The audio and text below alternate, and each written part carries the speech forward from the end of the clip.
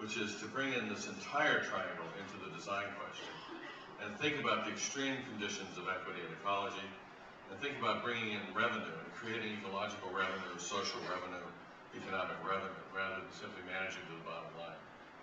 To do this, I think we have to become native to place.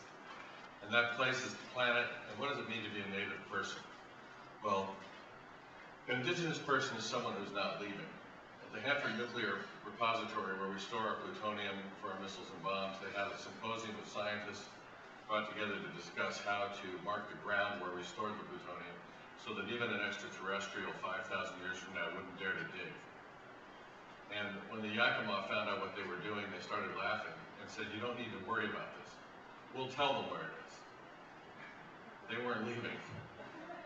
So the idea of being a native person means that you're not leaving. We become indigenous people to the planet. And what is the information that we're now seeing from our systems of communication and science? What we're seeing, for example, are things like the Pacific Gyre. 6 times as much plastic as plankton in the Pacific Gyre, just discovered 5 years ago.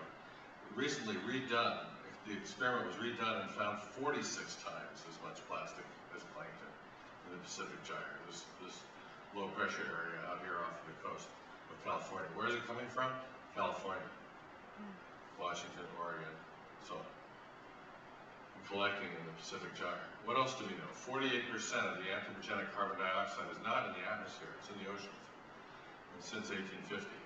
And the historic pH of the oceans was between 8.8 and 8.2 pH, and it's now at 8.06.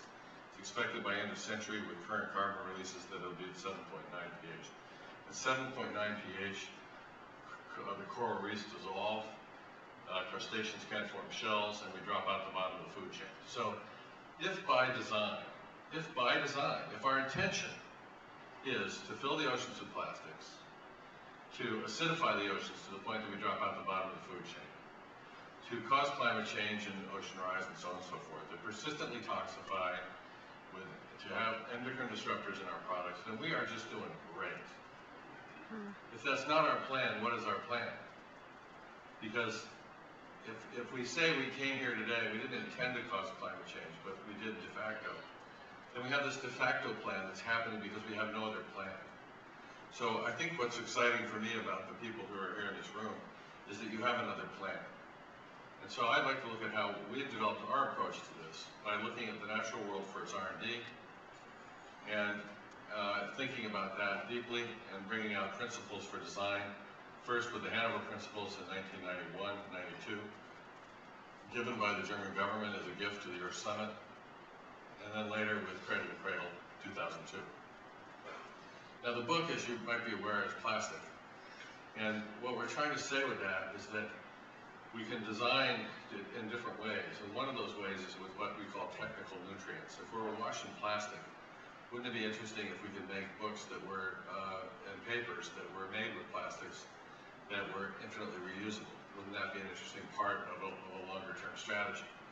So we played with the idea to do a technical nutrient book. And the first chapter describes this as this book is not a tree. Because I think we need great humility at this point in our design. It was nice to see Joel use the word humility. And this humility really is a design humility. And for anybody here who doesn't understand design humility, just remember it took us 5,000 years to put wheels on our luggage. We're not that smart. So if we think about this idea of design humility and think about a tree, imagine a tree by design. It makes oxygen, sequesters carbon, fixes nitrogen, distills water, provides habitat for hundreds of species, accrues solar energy as fuel, makes complex sugars in food, changes colors with the seasons, creates microclimates, and self-replicates. How are we doing? How many things of human design do you know made oxygen lately? So the idea of being humble while we move forward is important. And so I think the first thing that we have to stop and recognize is that being less bad is not being good. It's being bad, just less so, by definition. It's less bad. And so it's fundamental that we understand this. We had a company come to us and say, look, we've saved $200 million by being really smart in our eco program. We started using our post-industrial waste. We saved water, we saved energy, we saved $200 million. Our response is that's not an eco program, that's just good management. What were you doing before? Throwing away $200 million? That's a management question. That's a question of efficiency. This is stuff you should be doing anyway. It's not an eco program. It's just being less bad. It's good management. So what we're looking at is this idea of abundance instead, where we say, look at a cherry tree in the spring and say, hey, look how wonderful that is and how abundant it is. But we don't bemoan its inefficiency. We don't say, oh my God, how many blossoms does it take? We don't think about it that way. We don't listen to Mozart and listen to the music and say, oh, how many notes does it take? I mean, it could have hit the piano with a 2x4 and got them all at once. It would have been very efficient, but would we love it?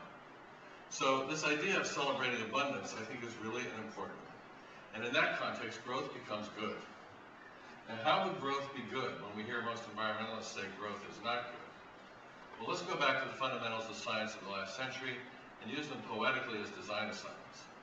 So if we look at E equals mc squared, what we recognize is that energy comes from this nuclear reactor we have 93 million miles away. It's 8 minutes and it's wireless. What is our problem? And we probably have 10,000 times more sun striking the Earth's surface than we're going to need, even with 10 billion of us. So we will solve the energy problem because we have solar income. What we don't have is mass income. Occasional meteorite, some cosmic dust.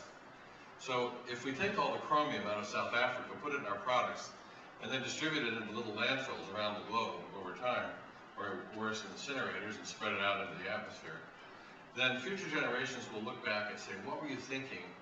What kind of design was that? That you take these valuable technical nutrients, in this case, and use them to toxify and waste them so that we don't have access to them anymore. Well, if we take physics and chemistry, the E and the M that Einstein dealt with, and look at the thing that he never dealt with, biology, which was what he called magic, we can then go to Francis Crick, who 9 years after discovering DNA with Watson, characterized what he called the nature of a living thing. What he wanted to do was nature of vitalism. And what he was looking for is, what does it mean to be a living thing? Well, wouldn't it be great if humans designed things the way the nature designs things that are alive? And the three characteristics that he ascribed to a living thing is it had to have growth, it had to have free energy from sunlight, and an open metabolism of chemicals operating for the benefit of the organism and its reproduction. Now, this is really a fundamental idea, growth, because if we go back and look at the sun striking the Earth's surface, what we recognize is this fecundity. There's this notion that we should take inorganic chemistry, add the sun and water, and get growth. And that we could celebrate that growth, that the Earth is meant to be a growing place, growing living things. And so those open metabolism we've characterized as two. One we call the biological metabolism, the other the technical metabolism. And that would mean we need nutrients, or biological nutrients, where we design things like textiles or anything, packaging, that's meant to go back to soil. Has to be designed to go back safely, not just compostable, but safely compostable. Every chemical has to be assessed and inventory. For technical nutrients, materials that go back to technical cycles, we call them products of service, where what you really want is the service of the thing. You don't necessarily want it on the molecules. So if we take a look at things like carpet, what you want is comfort, acoustics, appearance, cleanability, and so on and so forth. And what you often get is toxic hazardous waste. We've assessed face fibers of carpets and found 16 known carcinogens there, even though it's a carpet that is, we're told we can recycle, even with its PVC and so on and so forth. So if our typical recycling is to recycle toxins, then even recycling has to be brought into question, unless it's a question of, has it been designed for recycling? And so what is eco-effective design? Eco-effective design would have fundamental principles. Waste equals food, use current solar income, and celebrate diversity. Then the question is no longer growth or no growth, but what do we want to grow? And we can choose those things we wish to grow instead of have this de facto plan growing asphalt. So what is our target and how do we develop our trajectory? Working with the U.S. military on developing a protocol for how to solar power the military, the largest single user of energy in the world. We developed a very simple format to help us understand this, where we say, let's go for optimized sustainability. Let's define that as a group of people together. In this case, it was renewable energy.